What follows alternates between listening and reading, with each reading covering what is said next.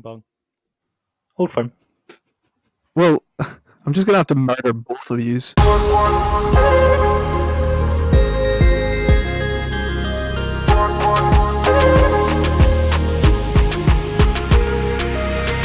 Hello, welcome to the Five Side Podcast. I'm Fergus Smith, and I'm joined by Matty Thompson. Evening. Craig Gregor. Hello. Billy Kirkpatrick. Good evening. And Ross Staunstewer. Hello. Do not quote that song in this. We're a respectful podcast. We are here to cover the weekend's fixtures for you. We have 2 Premiership games, 1 Championship game, and we have dipped into League 2 to bring you coverage of a League 2 game. We're going to start off Premiership.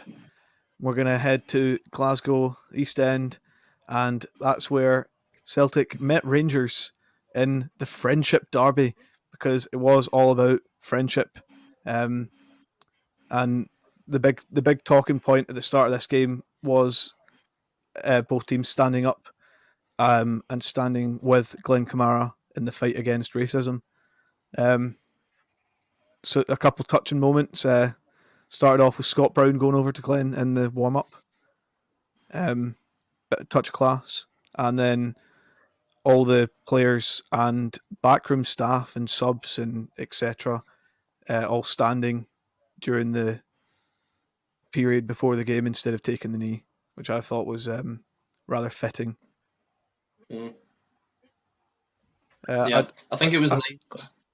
It was nice to see us standing up against Rangers, because the last few times we have laid down and it hasn't went well for us. So standing seemed like a good way to start the game. I think everyone watched the game apart from Matt, who was working. I was working. And had it on the radio. He was on the radio, I think. Well, Matt was on the radio. He's big time now.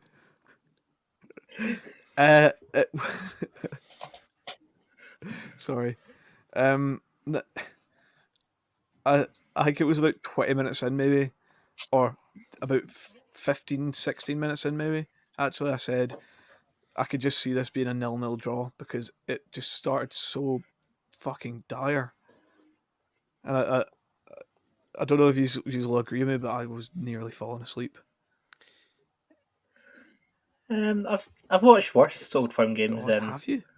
I've watched worse Old Firm games, and I think it wasn't the best, but there was some chances for either team. I've seen, I think a couple last year were a lot worse than this year, to be fair. I mean, for me, it was like a kind of a stale sandwich with a good filling. The start and the end were a bit naff, but the middle bit was great. You say the middle bit was great. It was it? two periods in the first half where goals were scored. I wouldn't call it exactly great. It was better than the start. It was. Genuinely, I I could have felt seen it that, being a 0-0. In my opinion, it felt like, in particular, Rangers were extremely lethargic.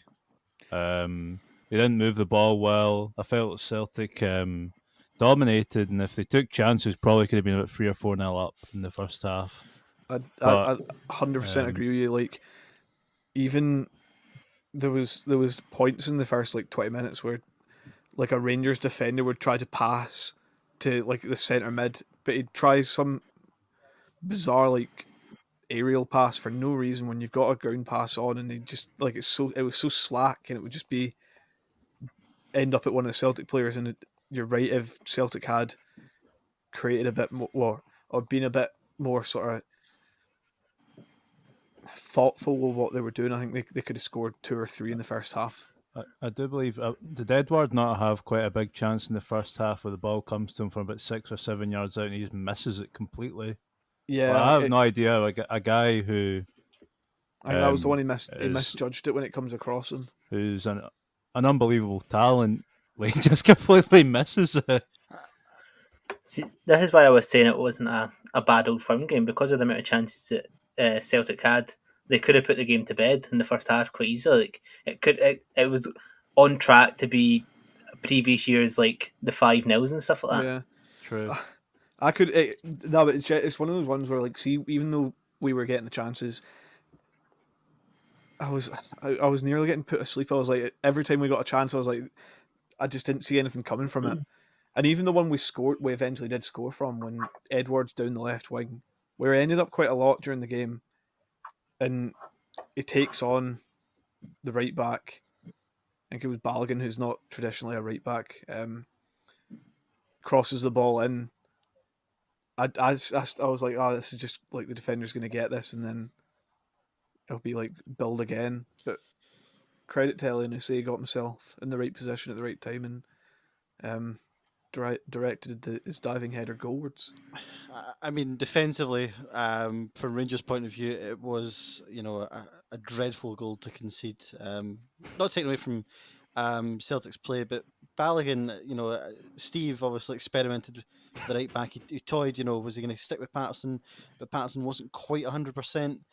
Balogun at the right back it was like a rabbit in the headlights. He was, the first half, he was absolutely torn a new one on several occasions. Am I right in thinking that he's played left back before? No, yeah, believe it or not, he actually has played right back. You wouldn't think right it's watching the game. He actually, I think they said in commentary, like he does look like the classic centre half playing right back at the moment. When he was in Germany, he used to play quite a lot of right back. That was his primary position. But he's watching that game, you would definitely not think that. No, you really wouldn't. There's a reason it's not his primary position anymore. It didn't stop there, though, because when the ball came in, Helander, I don't know if he just misjudged it or just thought, oh no, the keeper's I don't know what he was doing. He dives for the header early, it looked like. I don't know if it's just a complete misjudgment. I'm going to disagree with you here slightly. I feel Goldson was perhaps a lot more out of position than Helander was. I think Elyounoussi does really well to actually get in front of Helander. I'll mention this, that Goldson after the goal was screaming at Helander as if it was his fault, but Goldson's in no man's land. He just stopped when the ball came in. I think both goals came from two absolutely shocking bits of defending, to be fair. Rangers picking up a goal from a set piece again. Well done, Celtic. That's good. A set piece that should never have fucking happened. I think it's John Joe Kenny is about halfway line, loses control and tries to play the ball backwards, and just punts it out for a corner. And then I think it's John Joe Kenny again, just standing still in the box and not tracking a man that's running to back post, and Morelos has a tap in to equalise it. I have real sympathy for John Kennedy because no, I don't. I'll explain. I'll explain why. I think since Lennon's left, he has brought some sort of defensive stability. I mean, I don't mean Celtic are now a defensive juggernaut. Far from it. But he's brought some sort of stability in, and when you have players that make individual basic mistakes like that, as a coach, there's only so much that you can tactically account for and you're responsible for. But when you have players that just can't do the basics, that's a real problem. I'll give you this in reply. I think he's been okay. He's been good enough for us since he's come in. Attacking wise and defensively, he's done what he's been brought in to do. But he had that 3 minutes of I have a no brain, and we conceded a goal. And I was going to say, we won't. Hopefully, we don't see him back next season. I think Celtic should be going for better than him. Not that he's a bad player, but we definitely should be aiming for better. Because we could definitely get better. I agree with that, but credit to John Kennedy where it's due. I felt he set up really well against Rangers with having the two forwards running between the lines.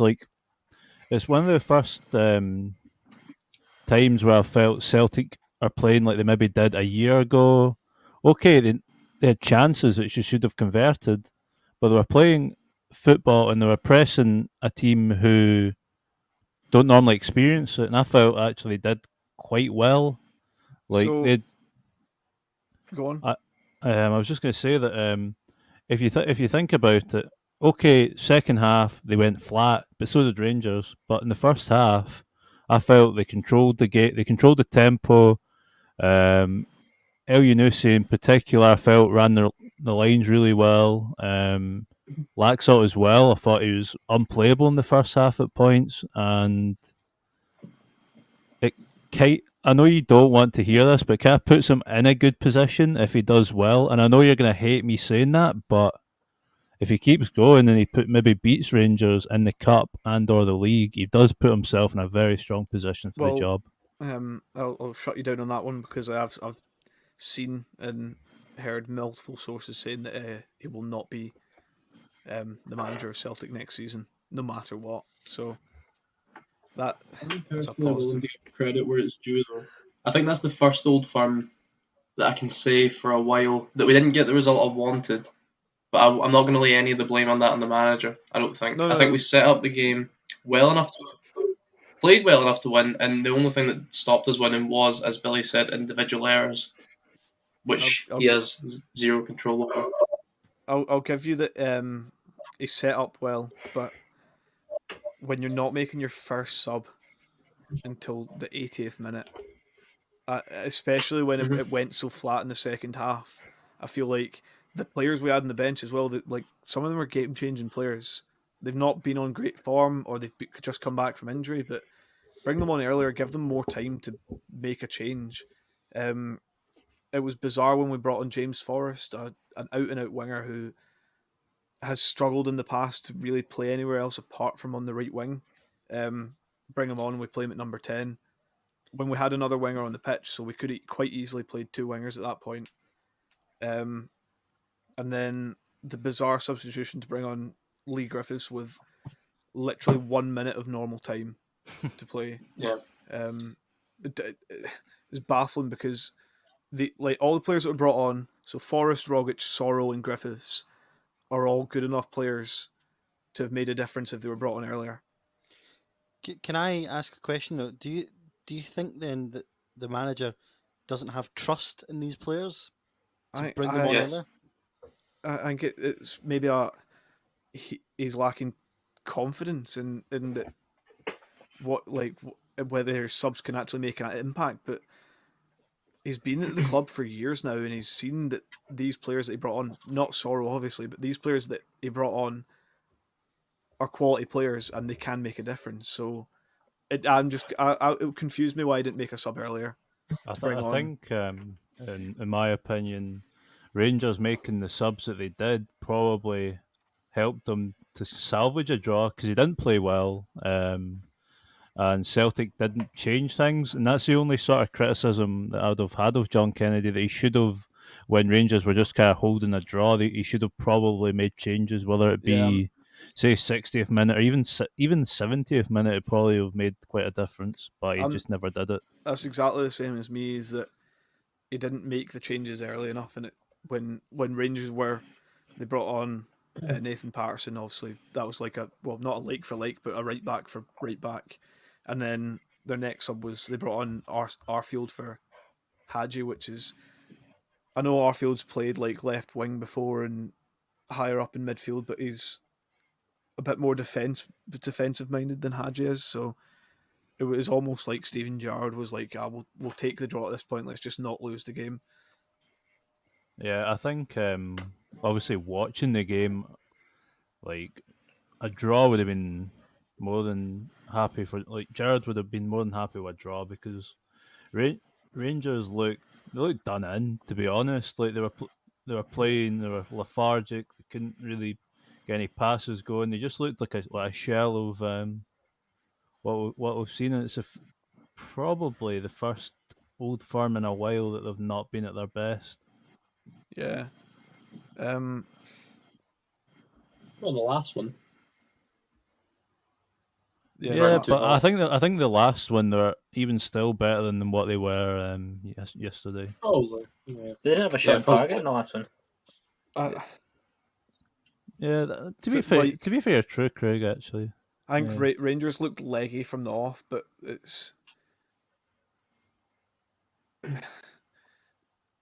it's no like it didn't surprise me, if you know what I mean, after the season that they've had, really. It's been a long season. And then obviously like that was an intense game they played on Thursday night, and then obviously the whole aftermath of it is quite like that's gonna weigh on you. Like Glenn Kamara, he had some ropey moments in the game, and I can only imagine that mentally he's been struggling the last few days because of Thursday night. So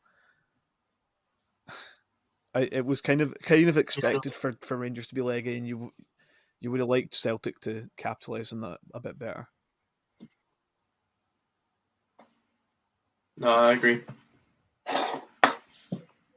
Apart from that, I don't like there wasn't many chances. Kent nearly scored that really nice one. That yeah, and Turnbull had a chance that McGregor saved. Was it Turnbull? Yeah, no, it was the 1-on-1. McGregor hit to McGregor. And I was meaning the one where the ball played through, and Turnbull was a 1v1, and McGregor saved it. Oh, and Edward had one where he's 1v1, but he just kind of fluffed the shot because he couldn't get a good connection on it. Yeah.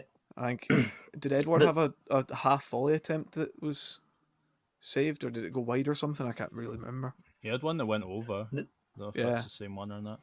There was one where McGregor almost fluffed it, like was going to go. It went through his legs, but he managed to get it where Edward hit it straight at him. Yeah. It wasn't a great shot, and McGregor almost fucked it, to be fair. Yeah. Odsonne Edouard did have a massive chance in the first half where he was in the box with the ball and ended up on the floor. He was booked for simulation. I think we're all in disagreement with each other on what we think it is.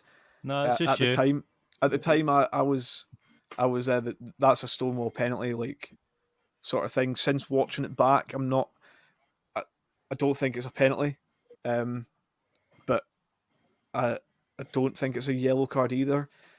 Just purely based on the fact that I think no. I think that the surface of the pitch was incredibly slidey. Like we've seen in the game up until that point, there was about 4 or 5 players that ended up on their arses because of the slippery surface, and I think it's one of those ones where he's went into the box and he might be anticipating contact or whatever. I can see you both like sitting there with stupid smirks on your face, and he takes a touch, and then I think it's Barisic comes careering in towards him, and he kind of tries to get his foot out of the way of it, which I think is the wrong thing to do. I think he should have kept his foot planted, and he would have got a penalty. Tries to get his foot out of the way of it, and just loses his other his grip on his other foot and ends up on the floor. Matt disagrees. He thinks the way that he went down with his arms flailing, but that's how you fall a lot of the time when you fall. I just think it's a Stonewall dive. I don't have any real issue admitting it. I think what he should have done was left his foot planted, taken the contact, and won an actual penalty, because it's horrific defending from Barisic.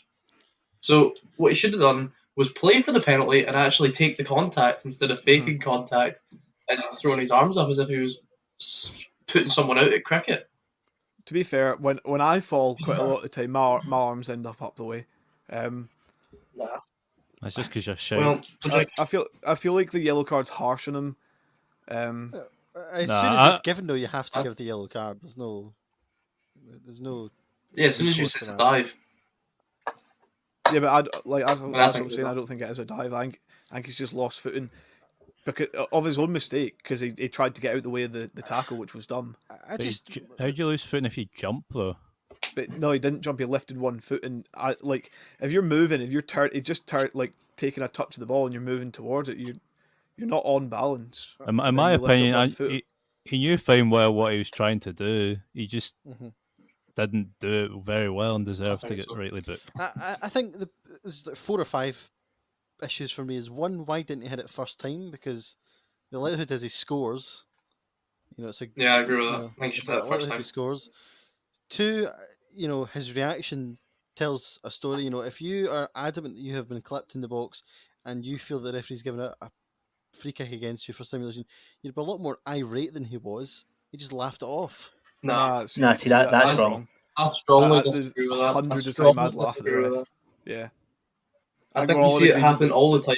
That you don't do that. Yeah. I think. And the thing is, if you're angry, no, because Alton Edward isn't that kind of guy. He's a very placid guy, in the first place. Yeah, he's not an angry guy. Players know that if you get booked and then you react badly and like are irate with the referee, you run the risk of getting a second yellow immediately and then getting sent off.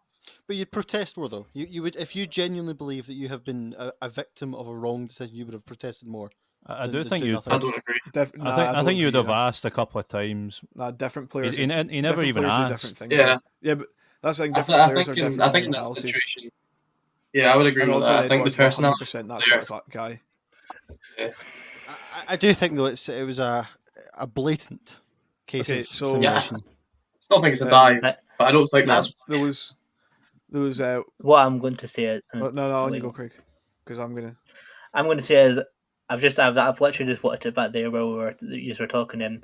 There's not a clear angle where you can see whether it's been contact or not. There is. I've seen multiple angles where you can see there is no contact. There's not. I've just watched. There's not a clear angle where you can see whether it's been contact. You told me you've seen an angle as well. I have seen an angle. Yes, there was a reverse angle. If someone could link me an angle where there is no contact, I will try and find it. I will pass it on. But there's an angle that looks it looks actually through the players into the actual side on from the incident. And you can see there is no contact. But based on what I've seen there, then if from what the angle I'm seeing, where there's no clear angle where there's no contact, if there was VAR, then I would say it would be given what the referee had given in that case, because there's no clear and obvious error whether he's got it right or wrong. I think Willie Collum got it spot on. He's in a great position. No contact. Great position. Played for the penalty. Dived to play for the penalty and got rightly booked. Okay, so before we move on to the next game, there was another incident where people were talking, saying that Alton Edward should have been sent off for a second simulation when he received the ball in the box and he turns inside and slips quite evidently and ends up on the floor. I think if the referee's been consistent, then he has to go.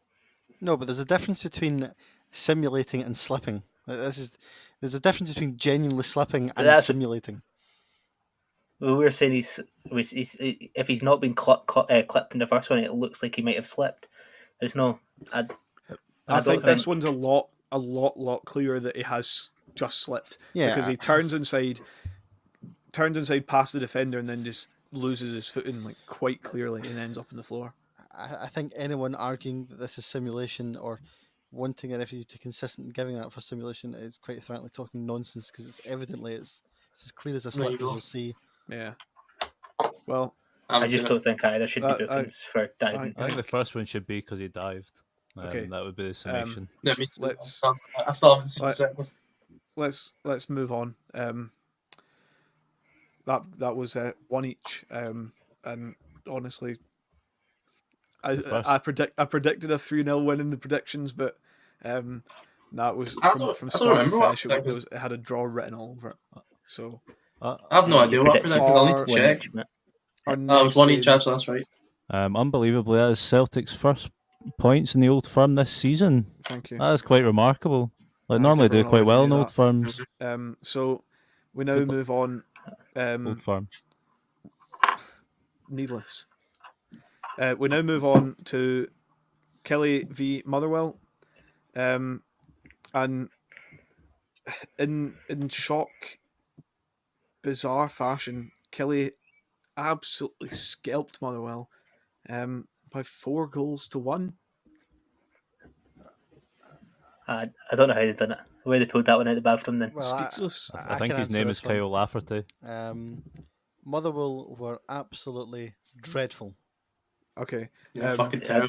I was going to say Kyle Lafferty as if Kyle Lafferty scored 4 goals and ran through Motherwell 4 times. Scored 1, got 1 assist. Well, the guys you can't came put it in all down to one guy. No, but the guys came in and scored 3 goals and 2 assists in 4 games. You're going to credit the whole Kelly team busting a gut and winning. I'm going to credit the whole Kelly team because he played well. Yep. No, but you're saying you're going to credit the whole Kelly team making that performance and scoring 4 goals between them and you're going to say, "Oh, it's all Kyle Lafferty." Because Well, that's I what you think- just said. You just said Kyle Lafferty when I said why. You get talk. You can let me speak, or you just get Well, talk you just over said- me. no, because You you get- just no, said- I think he's just going to talk over you, if I'm You're honest. going to be a child. Anyway, well, I was saying my point before I was rudely interrupted, dickhead. Kyle Lafferty's introduction to the Kilmarnock team has made a difference, is the point I was trying to make. The guy has had experience playing Old Firm games and other big games, So angry. European games, and he's came in and done a cracking job at Killie so far. And I think, as me and Matt have said in the past, we strongly believe that Ross County will still go down. We're not even talking about Ross County. I think he's came in, right, fair enough, right? He said he scored however many goals in 4 games, but Kelly have still been the worst team in 3 of those 4 games. Okay, can I just clearly the worst team in 3 of those 4 games. And can I just go back and I just don't and you know mention that my first question was how have Kelly done that about this game, and Jure said Kyle Lafferty as if it was just Kyle Lafferty that was playing. That's all. That's all I said. That's all I asked. Okay, that's all I asked. You didn't have to like jump down my throat because I'm saying like I asked you a question. No, but you're saying that you were gonna you just said Kyle Lafferty. You didn't mention anything. It was Kyle Lafferty as if he was on his own. No, but it wasn't all him. I was saying his influence has helped the team. Like the guy has played big I'm talking games. about one game. I'm talking about this one game though. I'm not talking about since he's come in. He scored after like 40 odd seconds. Surely that's some influence. He scored one goal, but my point was the whole game. How did they come from being so shit to scoring 4 goals in a game? Do you want the honest answer? Do you want the clear answer? Yeah, Motherwell were bad. I know that. No, it's because I predicted them to win. That's why. That's why. 2-0, lad. Fair enough. I'll take 4-1. That's why. Mm-hmm. Next question. Must be it. Next question. And Motherwell are shite. Yeah. Well, to be fair, they were in it for a fair chunk of the first half, and then first 10 minutes of the second half. I think they just kind of didn't really come out after when they went to 1 each. Yeah, they did. Yeah, if I was a Motherwell fan, I would be hoping that this is just a blip, and not a start of a long-term decline. I would say Motherwell are clear enough to not get themselves relegated. To be honest, they should be away from. Yeah, they're fine. I think they're fine. 6 points away from Ross County. And then it's like 3 other teams between them, and 3 teams between them and the bottom. So it's like they should be okay. Yeah. It's concerning the way that they've went this season, though. In general, from the last few seasons, they've been fairly consistently okay performers, and just like it was quite a shock when they started this season so poorly and really haven't picked up any form at any point anywhere. That would be my one concern if I was a Motherwell fan. The one thing I'm going to say, I think this could be a blip for Kelly. I still think they're going to go down. I don't think Kyle Lafferty's going to save them. Well, they do. Well, I'll say it on record now. He will. Kelly's got they've got a fairly favourable post-split fixtures. They're 3 home games. I think they've got. Yeah. Is it not Ross County have won like 2 games against the bottom 6 or something? Not 2 games. They've won like most of their games against the top 6. Kelly having 85% points against the bottom 6. So if you're looking at those stats from earlier in the season, then Kelly should be able to make themselves safe. But it is Scottish football, and you really never know what's going to happen. So the thing is, it's Hamilton bottom. Kelly have. Hamilton have had a pretty high percentage of points picked up against the bottom 6 as well, with like 70%. Mm-hmm. That's Hamilton. Even though Kelly might have won, they have just their first win in 11 games. Yeah. Well, so gonna start. Yeah, they were terrible. They've been terrible. Yeah, well, they've got a break now. They've got a little break, a couple of weeks off, or a week off, or whatever. So. Maybe probably not a time there as well. Coming off a great result, you probably just want to. Well, that's true. You probably do just want to get to the next game, but when you're coming off a 1 win in 11 games, I think it's I know, mentally challenging. You think morale would be like, right, let's True. get like they'd want a midweek game, straight into a midweek game. If that's what I'm just going to put this out here.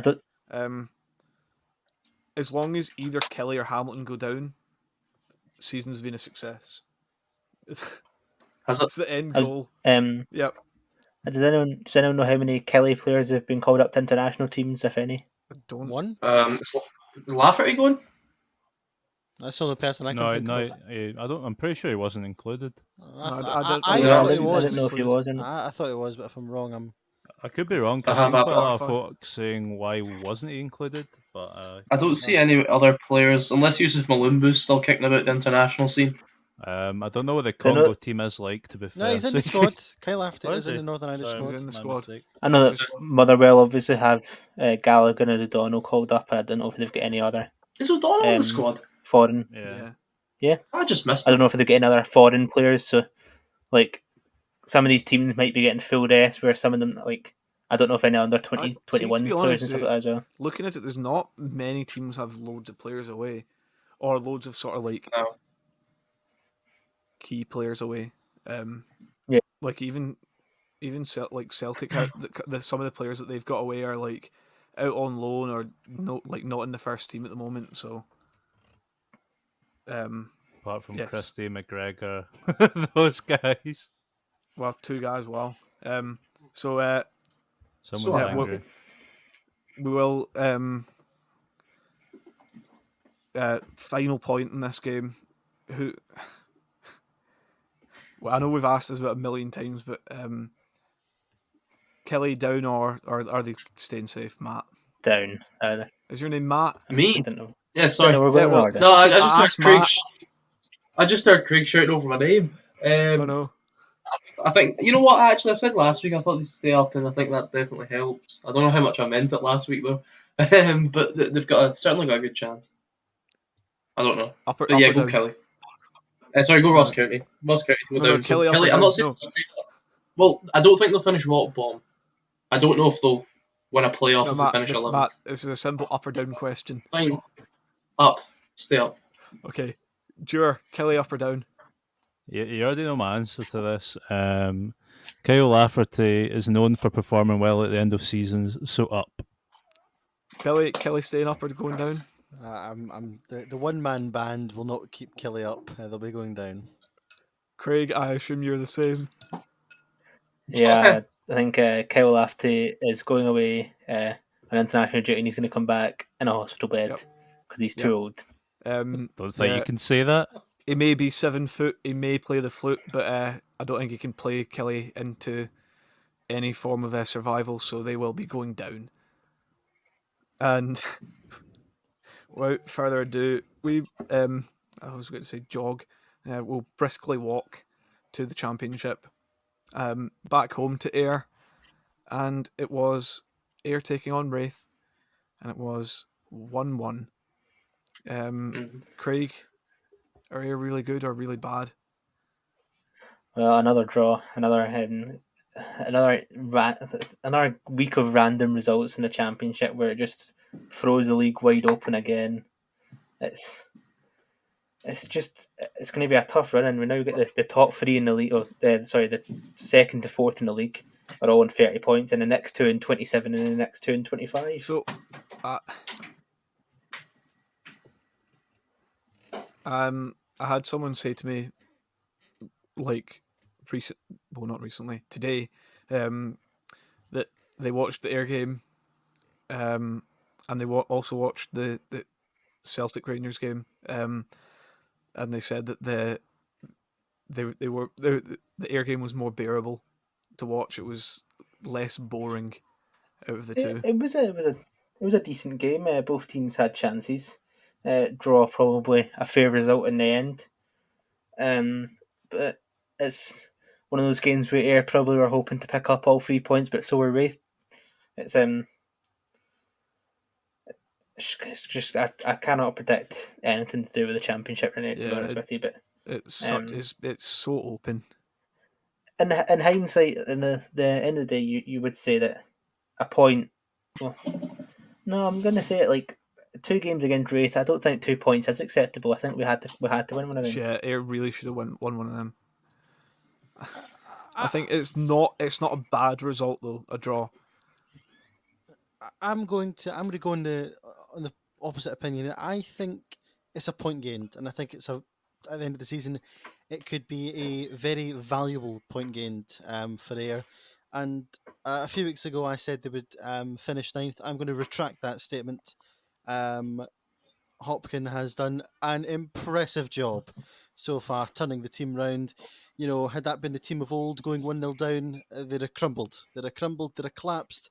The heads would have went down and there'd been no fight back. But evidently, there was a fight back on Saturday. And I think now Ayr will be safe. I think Alloa and Morton will be the bottom two. It has taken my next question out of my mouth. I was going to do exactly the same. So what I was going to say is the one thing that Ayr have brought in, like we've got quite a bit of depth in the squad now. Like we've just brought in Burjonas, so I'm sure he'll get a run out tomorrow against Elgin to see how he goes, and that could be a key coming to the end of the season with I think he's a player, getting that extra depth in. Is he not a key? He's a player. Okay, so that could be the player come the end of the season. Thank you. That brings decides what happens in the end of the league. Right. So very good. Sorry to interrupt you, Ferg. Jamie Burjonas is a very good acquisition for Ayr. Like the guy is like played at a decent standard, and I think he might help Ayr stay up. But the thing, if he helps Ayr stay up, I'm sure it doesn't seem like he's in Big Steve's plans. His contract expiring in 6 months, so if Ayr like what they see, I'm sure they'll be looking to keep him on. I think if you're looking at it from Ayer's perspective, they want him to do well enough to keep them up, but not well enough where Rangers might have a second look at him. So just average. I don't think that'll happen. To be honest, I think Stephen Kelly perhaps for the future Rangers, but I don't see Jamie Burjonas ever really. I don't think there's anything Burjonas could do that would put him back in Gerrard's minds. I mean, if he scored a hat trick in every game, I don't know what I'd do. I'd be over the moon. Yep. So it's as if he was going to drive him up to Rangers himself. Bearing in mind, I'd drop him off at Murray Park personally. Yep. Yeah.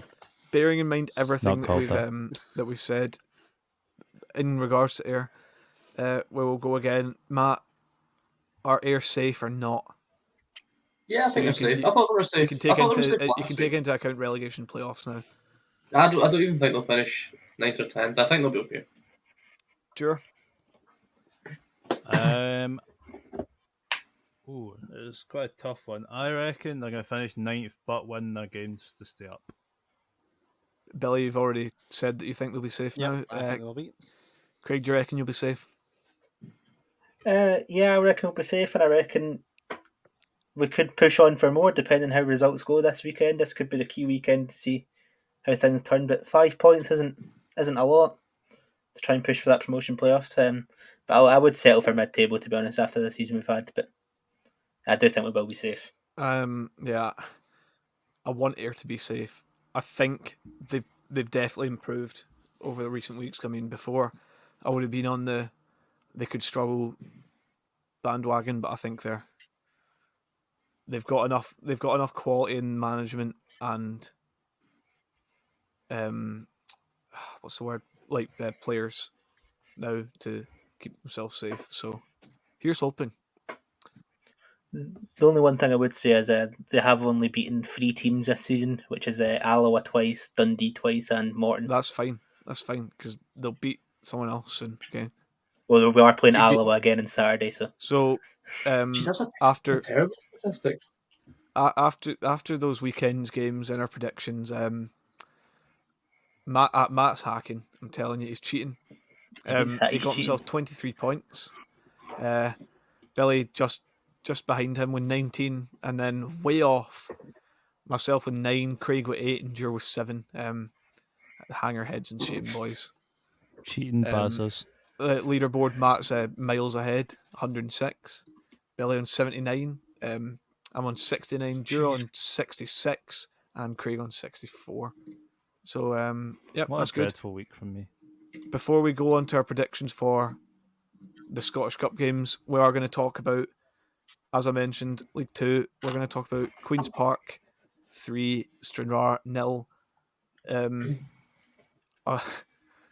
What you would probably call a formality for Queen's Park. Although at times in the game they did make it look tricky for themselves. But it's just Queen's Park have brought in 2 more players on loan from Celtic. They already had one. They brought in Luca Connell and Ryan Hughes. Mm-hmm. Yes, the goalkeeper. Luca Connell, who came in, and the next day he started his first game and ended the game with man of the match. A very well-rounded performance from the young centre mid. Very impressed with him. Grabbed himself an assist. He's a wand of a left foot, playing a ball, playing a pass. Yeah, well, all I can say is Queen's Park, crack open the champagne. The squad that they've assembled is comfortably a high-end League One squad, comfortably. Well, I was gonna say to you is that they deserve to be in the position that they're in League Two, but certainly after this season they 100% deserve to be in the next league up next season. And with that squad, if they can just make a few more sort of bolster it a bit, they can keep themselves up next season in League One. Well, we've got to remember they've made themselves a professional team. They have. That was mentioned in commentary. They will be pushing on with the money they got from the SFA for Hampden. I'm sure they'll be looking forward to getting into their own home, and once they move out of Hampden eventually. But they are a professional team in League Two. You would expect them to be running away with this league, and it looks like with the squad they've assembled, they might towards the end of this season. I think do that. I said when it was announced that they'd signed Luca Connell on loan, I said this will be a like that. He's a key player for them, and certainly proved his worth almost immediately with a man of the match performance. He played the ball in, the free kick in for the second goal. It was a lovely ball, really nice. Sort of just like played perfectly onto the player's head and just kept them ticking over on the way after the calamity of a first goal that they scored. Well, it was they scored the goal well. It was a calamitous defending from Stranraer. And they capped off their display with a penalty, which Stonewall penalty. This one I don't think there would be any arguments on it if you'd seen it. No, he dived. It was very refreshing. It was actually quite refreshing to watch a lower league game. It was really weird having the lower leagues back, but it was nice. It was nice to see some per standard football from 2 teams for once. Nice to see some formalities like Stranraer losing. True. It was nice to see Stranraer lose. That's the only reason I've included this game in the podcast. And Partick not winning. Those were the 2 key points. Those are my friends from Stranraer listening. I was going to say they don't mean it, but they quite clearly do. No, we don't like Stranraer. Me, Craig, and Billy are not Stranraer fans. Not after I was a victim of a horrible abuse at Stranraer. When I was collecting my by them. The Stranraer, by those thugs. I was traumatized. Horrible people. Anyway, we don't want to talk about it. It's in the police's hands now. I know, I was it's in the police's hands 4 years ago. Billy was a skinny boy then. I know. So young, so carefree. I think, though, on the subject of lower leagues, I want to just quickly raise one point in League One. Peterhead Airdrie, a game that to most people listening doesn't mean much, but one of the worst tackles I think you will ever see in your life occurred in this game. Only 4 minutes in, Is there a video of it anywhere? There is a video. Yes, if you. Okay. Well, we'll get on Craig to go and retweet it on the Twitter or something. It was just so people can go and see 4 it. minutes in, not a good start to Kyle Turner's on loan spell from Dunfermline. Obviously, must have wanted to catch the Voice final or something to get back down the road from Peterhead very early. Well, that's part of his thinking. Oh yeah, Peterhead, I suppose. Yeah, Peterhead. It's back. A long way home. Missed it anyway. Well, he's off after 4 We've also got the Dumbarton Forfar game in League One where the Forfar goal came from the Dumbarton goalie kicking it off his own player. I think that's the best goal I've seen. That was nearly what Bain did as well. Forgot to mention that. The Bain one was funny though. Bain one was hilarious. I think this one was funny though because it went in. Was that so? Was that actually while we're on Queen's Park actually? And Luca Connell, he has received a late call up to the Ireland under 21 squad for their game on Friday against Wales under 21s. So Queen's Park at the weekend they're playing. So well, they also got a cup game maybe. No, they don't. They'll be Luca Connell-less at the weekend, as he will be away on international duty. So that one sucks for him a little bit. Bringing a player on loan, he does really well in his first game, and then you can't have him. But fair play to him for getting a call up. It's one of those ones you've got to struggle with when you're a lower league club that do have under 21 internationals on loan. They will get call ups every now and then.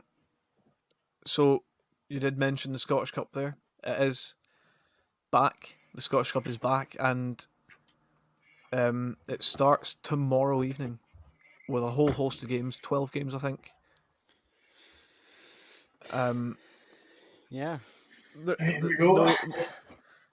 Not really high profile games, but you know, there could be some interesting ones here. So we will make some predictions on them, and we won't really be discussing the games in our next podcast, but we'll be sure to mention them next Monday. So without further ado, Craig, we have Nairn County v Montrose. Toss-ups. I can't see a cup set happening here. This will be a easy win for Montrose, 3-0. Well, obviously it's Scottish Cup, so my usual tactic of just go for 12-1-1s is out the window. Yep, comfortable victory for Montrose, 4-1. Sure. I'm gonna say 2-0 to Montrose. Sorry, what to Montrose? 2-0. 2-0. Yep. Yeah, I'm gonna actually just agree with that. Yeah, go ahead, put me in the same. That's Just what winners do. That's what winners do. 2-0. I came to the conclusion that I want to stay ahead of Dure, so I'll just copy every game. I'm gonna go 4-0 Montrose. Because well, Nairn County are not very good, and they're not playing games just now either. That's true. The key there's thing. no league fixtures for them, so they've literally they can train again, can't they? Yeah. The last game was started January against Formatine United. Yep. No, not great. The next game, Arbroath Falkirk. Well, I'm going to put this down as the first cup set of the week, though, and this is going to be a 2-1 win for Falkirk. Would that even be a cup set at this point? I mean, Arbroath are pretty bad. Yeah, but Falkirk are not great. Yeah, true. Falkirk are pretty bad. Well, Falkirk, who are top of League One, against Arbroath, who are 9th in the Championship. I can only see Falkirk winning this one, and I'm going to go Falkirk 1-0. Sure. I might go the opposite. I'm going to say Arbroath are going to win 1-0. I'll predict the first draw, and I'm going to go with a 1 each.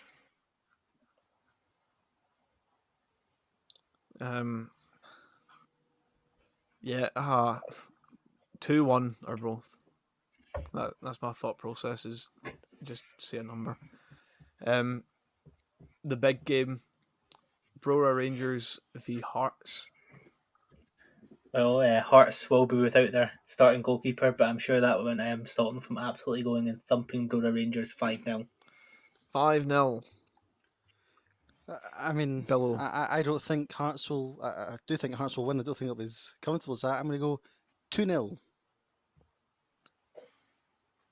Well, I'm going to go bold and say 7-0 to Hearts.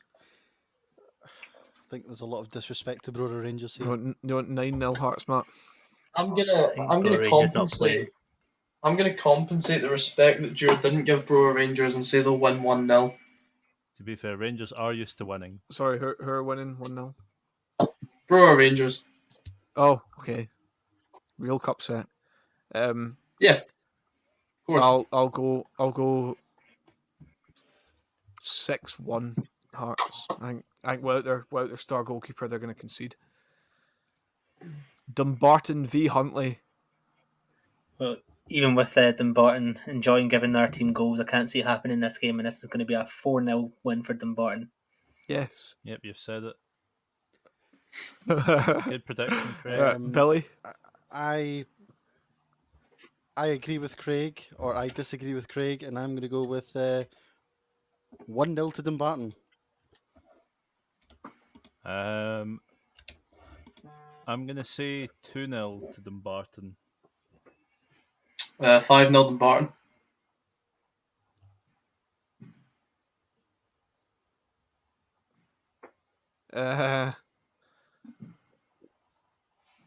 Cup set. 1-0 Huntly. Yes. Up the Huntly. Another cup Up set. the Huntly. I don't know where that is.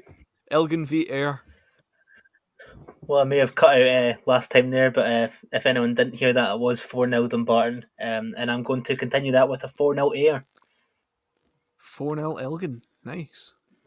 Well, I have not predicted Ayr to win any games since we've started doing this, but that is changes. I'm going to go 2-0 Ayr, which means they'll probably lose. I reckon it's going to be 1-0 Ayr. I'm going to go 3-1 Ayr. And I've already put mine in for 2-1 Ayr. I think they'll make it difficult for themselves. The aforementioned Formartine United against Annan. I'm going to. It's going to be my first draw of the cup, and it's going to be a 1 each draw. Billow. I'm also going with a draw, but this is the snooze fest of the games. 0-0. Believe it or not, I'm also going to pick a draw, but I'm going to agree with Craig. Anyway, 1-1. Matt, do you want a fucking draw as well? You know what, Ferg? I'd like you to have a better attitude when you speak to the fellow podcasters. Can I put that as my prediction for next time? I would also like 1-0 to Annan. Ideally. If you put that in, and you know what the worst part is, it'll come true because I predicted it. 5 points, prick. Okay, well, you've got common L because I've pressed the wrong button. 1-0. That's fine, but I'll take 1-0 Annan in my prediction. Yeah, I'm going to take 3-0 Annan. You know, just they're going to out-qualitize them. That's not a word. Out-quality them. The big game, Keith v Clyde. I think Clyde playing against a one man called Keith isn't going to go well, but I think they will win 2-0. Clyde, that is.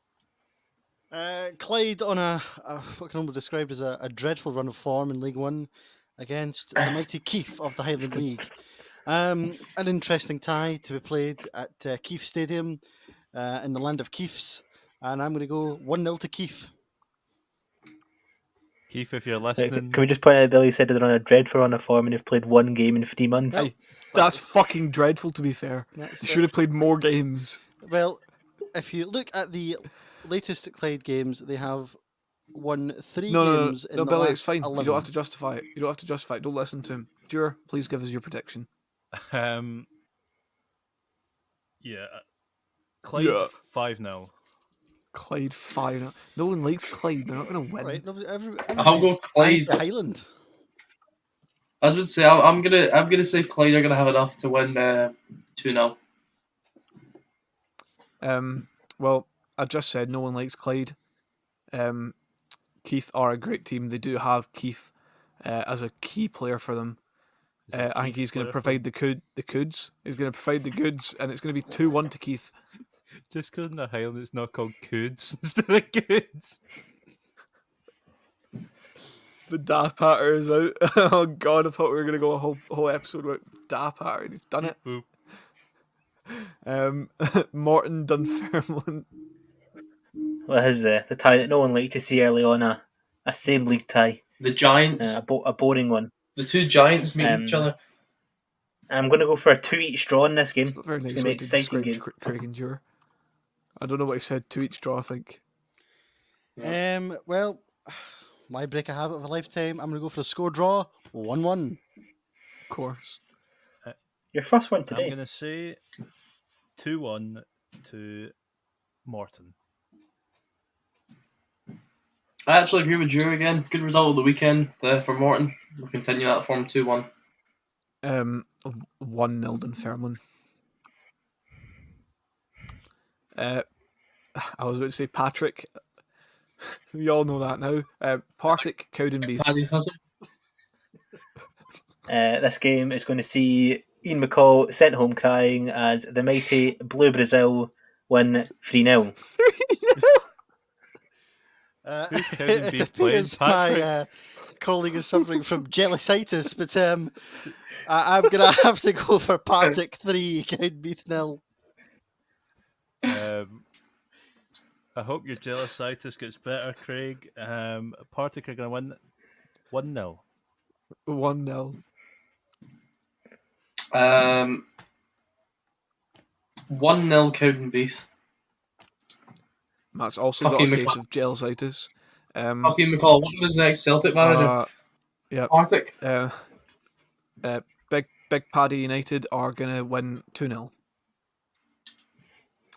And Peterhead, Stenhouse, Muir. Borefest 0-0. 0-0. 2-0 to Stenhouse Muir. 2-0 to Peterhead. Score draw, 1 each. Yep. I'm going to go for my first draw. And 1 each. Stirling v Wraith. I'm going to go for a cup set. 1-0 Stirling. He hates Wraith so much. I love it. It's like Partick as well. For me, it'll be seething at the mouth. 2-1 to Rofe Ravers.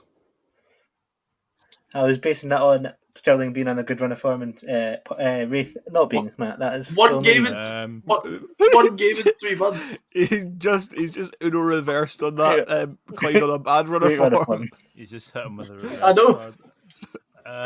Wraith 3-0. 3-0. Wraith 4-1. Wraith 2-1. And finally, Bucky Thistle, Inverness. Neil McCann is going to get another win for Inverness in a comfortable 4-1 victory. This is your goal fest of the round. I'm going to go Bucky Thistle 2, Inverness Thistle 7. He's also given them the wrong name because they are Inverness Cali Thistle. Come on. I think this will be quite a close-ish game. I mean, Bucky Thistle bet Albion Rovers 3-0 the round before. Yeah, but Albion Rovers... 8 years ago, though. Albion Rovers. 8 years ago. Well, when I get this right... Okay. Yep. Inverness are going to win 2-0. I think Inverness will win 3-0. 3-0. I'm going to go goal fest, but I'm going to go for an Inverness clean sheet, and it's going to be 6-0. And that is the end. We will be back with you this week on Wednesday evening, where we will do a Scotland squad recap of the squad that has been selected, our thoughts on that, and then a preview looking to the 3 Scotland games that follow the week during the week after. We'll be back with our regular podcast on Monday evening again, where we will discuss the weekend's fixtures and we'll run down through what happened in the cup. Until then, if you'd like to say goodbye, Matt. Yep, hope we're all doing well. Thank you for listening if you've made it this far, and take care. Ross. As always, thanks to anyone that's made it this far. Keep safe and God bless. Billy. Good night. Craig. Well, a good week of football, and it's a goodbye from me. And from me, we'll see you next time. Good night, goodbye, God bless.